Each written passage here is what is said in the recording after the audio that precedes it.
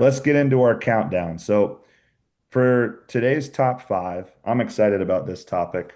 Um, we're going to talk about the most underrated or underappreciated coaches in the grassroots space in North Carolina basketball. And so what we're talking about is whether it be AAU, whether it be high school, whether it be a head coach, whether it be an assistant coach. Um, we're really excited about this because it's just a chance to kind of celebrate some of our peers for the great work that they're doing. I will say that for me, I will not name any coach that I have coached with so that I don't have to listen to people saying that I'm biased. So to DJ, to Ray, to Carrington, to Marcus Griff, to Peasy, to all these guys that I've worked with, to Chris James, to everyone, like, I love you. You're not going to be on this list for that reason. You know how I feel about you outside of this space. So that's a brotherhood that will last forever, but you will not be on the top five list, mostly because I just don't want to hear people whine about it. Um, My but list you is know only how highly I biased. think about it. Say it again. My list is only biased. The only biased top five list. Fantastic. You start. Who do you have? We'll go one for one here.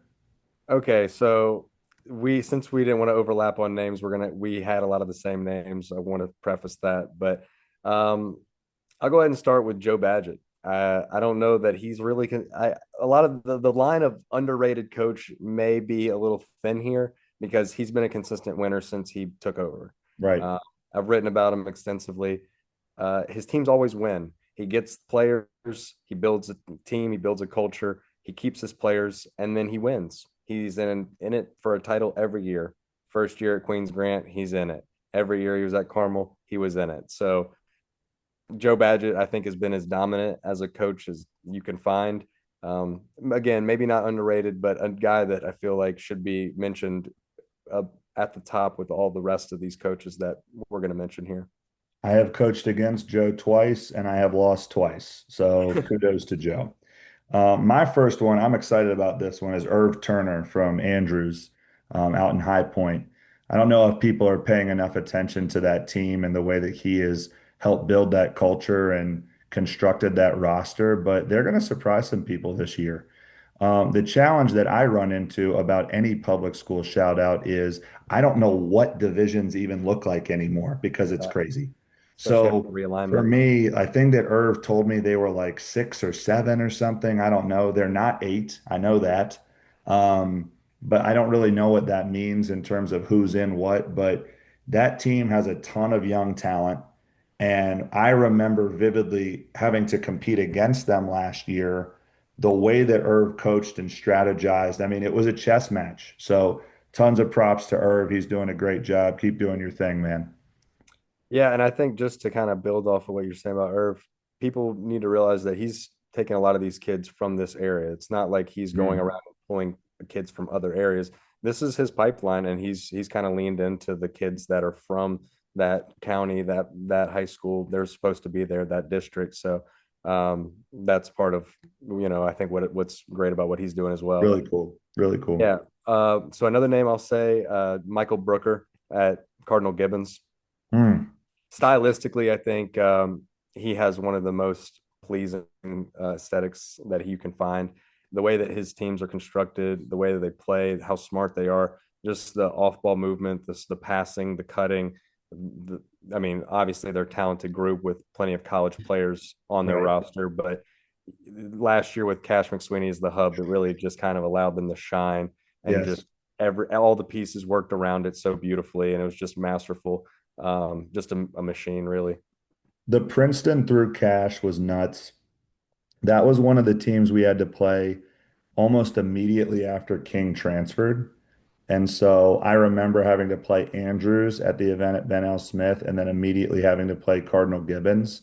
Fun. And like the we were not prepared for what that level of motion looked like. And what's crazy is like against him as a coach, it might be close in the fourth, but if they hit you with like a 6 or 8 point run in the fourth, they're going to win by 15.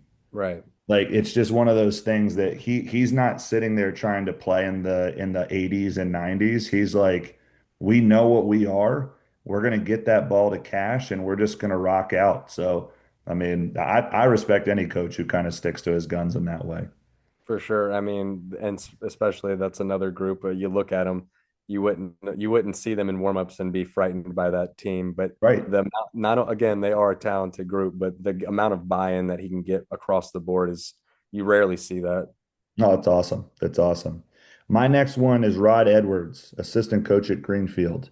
Um, Rod and I obviously are close, and I think that for him, it's been amazing to see his sons continue to take off and see his oldest son Nick go to Roanoke and start to really find himself as a collegiate player there. Kobe obviously is someone with offers from all over the country. He's going to continue to be a focal point for Greenfield this year, and we're excited to compete against him throughout this season. But for Rod, I mean, what I've noticed over the course of the past 5 years is just his intelligence when it comes to making adjustments. I gave him a hard time because they beat us by 2 points in the first live period when we played at GDS in June. And when I talked to him about the adjustments afterward, he was kind of like, "Yeah, you know who that was, right?" And I was like, "Yeah, I know it was you. Like, you don't have to be a jerk about this." But, he's an amazing person to kind of confide in. And I think that his time, both in the AAU space and in high school, has been really, really special. I'm interested to see what he does when Kobe goes to college, because I think that he has a wealth of knowledge he needs to continue to share, but I don't know in what capacity or what his plans are. But huge shout out to Rod Edwards, man. He does a tremendous job. Yeah, I agree. I've seen him more on the travel ball side more than on the high school side with Greenfield, but his teams were always great. He had I remember that backcourt with CJ Austin. The They were Trez tough. team, right? Yeah, Team Trez. So yeah, shout out to Rod for sure. My next one, I would have to say, and again, maybe not underrated because he's a first year guy, but Dory Hines, I think Here we how how, go. how Let's can you go. not how can you not pick a guy who was a head coach in college uh, Right.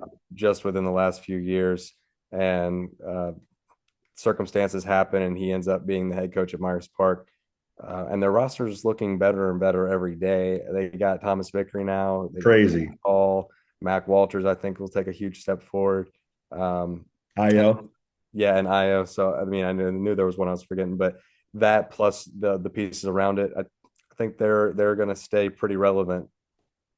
I think that Dory is a great pick because he's probably at a point where because he's so new to the high school space, people aren't thinking much about what can happen. And then you land a Thomas Vickery who has a high major offer or two, or I think so. I think the majority of his offers, I believe, are in that mid-major range, but he definitely has some high major stuff and high major potential. But when you land a kid like that, everything changes because For sure. now it's like, oh my gosh, like they're in the highest classification of North Carolina in the 8A public. Like they're going to have a ton of opportunity to be successful.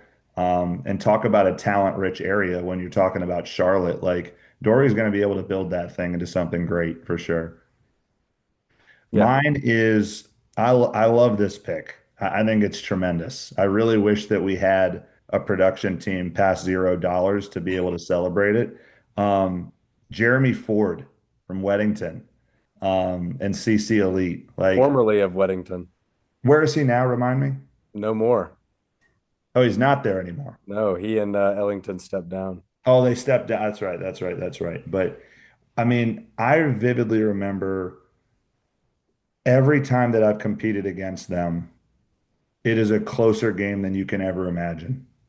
And to have the creativity he did on offense while also balancing setting his team up to be successful on defense in that amoeba zone. Mhm. Like, how often would you see a coach right now get suckered into playing man to man because Twitter whines about it or fans are complaining about it or this or that? And he's just like, yeah, I mean, we're not going to do that. We're going to stick to the way that we know, and that's hell or high water, what we're going to do for our approach. But I learned a lot from him when we started running the amoebas on a little bit last year. It was all because of him Yeah. and his knowledge and his expertise. So shout out to Jeremy Ford because he's a tremendous coach. And I think I couldn't agree more, but I think what I love about Jeremy Ford is that he looks like he could either be coming from or going to the golf course right after. And he's just Might be got that both. unassuming nature about him. He's just like, It might yep, be both. we're here. And he does so much more with less. I think that's another thing that I really appreciate. Yes.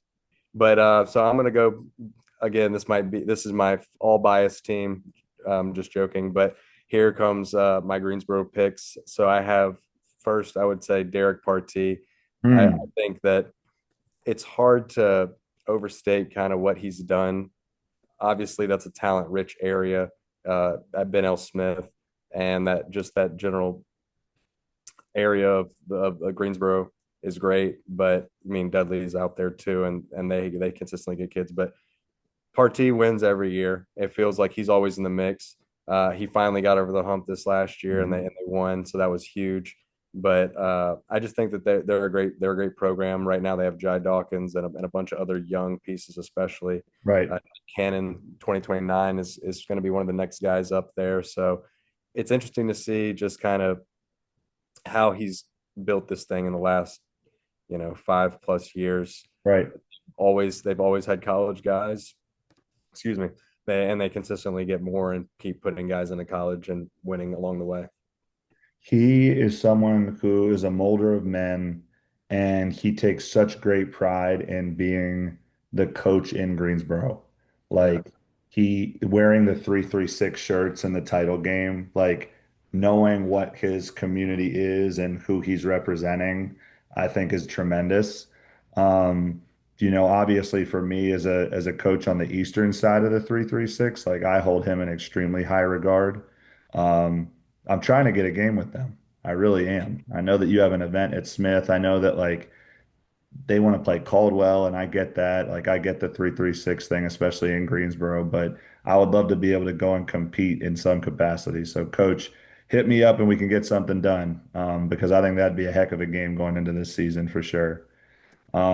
This one is the one that honestly, of all the five on my list, well, never mind, because the first one is ultimately going to be the one that I want to talk about the most. But I'm excited to say this one, which is Whit Holcomb Fay, who is an assistant coach at Forsyth Country Day School, state champion 2 years ago, Final Four last season. Um, I don't know that there is another coach who balances holding his players to a high standard while also running and executing elite stuff. yeah, He's also a coach kind of similar to Jeremy that's unapologetic about the strategy that they use in order to be successful. So huge shout out to Witt, Hall of Famer at Radford. yeah, This is someone who's done it at every level, has been an international pro. Um, I hold him in extremely high regard, and I don't think he gets nearly the credit that he deserves as a coach in North Carolina. yeah. I second that. I think Witt was one of the guys that I think we fought over who would Right. talk about him. I agree. Whenever the name comes up or the question comes up rather of who are some guys that you think should get head coaching jobs, whether it be in high school or get assistant jobs in college. I genuinely think that he might be the best non-head coach in North Carolina right now, and that speaks volumes because there's so many great guys out there who are whether within travel ball or on assistant staffs at high school. So yeah, shout out to Witt. It was a tough last live period, but I know that he's resilient. He'll be Right. back. Who cares? Uh, Like, I mean, like, who cares? That's a separate conversation. Who cares? But I'll save that for another day. But but what's what I appreciate about it is that he, of all people, leans into it and he'll acknowledge it more than anybody. He'll say that we sucked and move forward accordingly. So my last guy on this list is kind of a newer guy and it's going to kind of stay on the Greensboro theme, but it's really more of just a acknowledgement of what Josh Chavis has done just in Hmm. his time at Northeast Guilford, a school that's really struggled over the years. It has a good pipeline of players, and it's just struggled to build a culture and consistently keep kids in the area. So, what Josh Chavis has done last year, I think I wrote about it a couple weeks ago or a month ago, rather, about them being that was their winningest season in over a decade. Right. over a dozen years plus. So I'm eager to see how that kind of continues. They look good in June. So Josh Chavis, I think he's really building something at Northeast. Awesome. Just got a big transfer, I believe, as well, if I'm not mistaken. I don't remember. It was do you remember who that was? I'll have So to look into it. I think it was Jamari Shepard, I believe, is now at Northeast, if I'm not mistaken. That would be a big transfer. Jamar No, for Shepard. sure. For sure. Guilford, man, kids moving all around. We're about to get to that in a second, but this is one that I'm excited to talk about because I don't think we agree that this person is underrated. Yeah, Um, he's not. I 100% think he's underrated, and I'm going to explain why. But Frank Cantador from Concord Academy, formerly Concord First Assembly, multi-time state champion, has what seems like the ability to navigate whatever is best for his roster at all times. And when I start thinking about his career, I vividly remember in 2019 being in the gym at Ravenscroft for a Phenom event. We're about to play Greenfield, and his team is taking on one of the great Liberty Heights teams under Mike Wright and totally outmatched, totally like just physically not even in the same ballpark as what Liberty Heights was. And we're going to run this, and this and execute it perfectly. And he had some size on that team. Like he had two kids that were legitimately 6'9", and he had a great shooter, obviously, in Trey.